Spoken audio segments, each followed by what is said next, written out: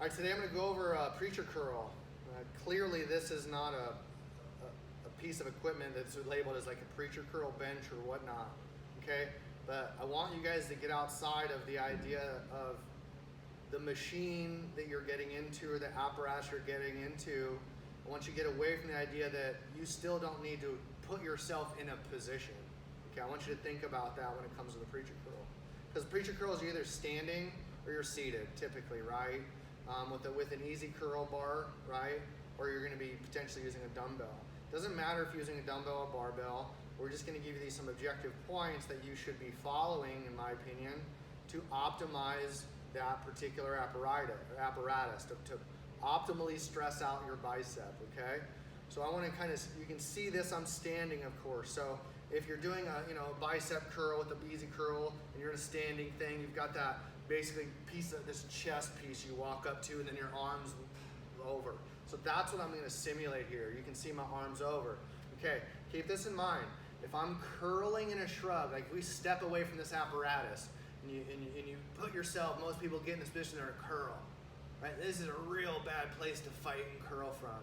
So don't put yourself in this shrug position in a machine, right? So one of the big things I'm looking at from a curl, if I'm standing, can I keep my abdominal wall straight without pitching my rib cage? I shouldn't be curling from here either, okay? So I'm not putting myself in this position, just like I wouldn't jump here. I'm gonna put myself back in that position with neutral ribs. So make sure that if you're in the standing preaching curl, your feet are driven into the ground, your glutes have turned on, right, and your lats are down, right? Just like a curl, I'm squeezing my glutes, lats come down. I want to take that position the best way I can, okay? Now this is going to give you more support, right, because I can extend my arm, more support. But the problem is most people, when they extend that arm, they just bury the elbow into it. And then it becomes a bury the elbow in, shrug and curl. Shrug and curl, no. I want to put as much as my tricep as I can flat on that bench. Then flex my lat. Okay, now I am stretching the bicep out completely as opposed to getting into a shrug and then using my elbow. Yes, it's the fulcrum, but it shouldn't be the point of pressure for a fulcrum. We want to put it out across the whole tricep.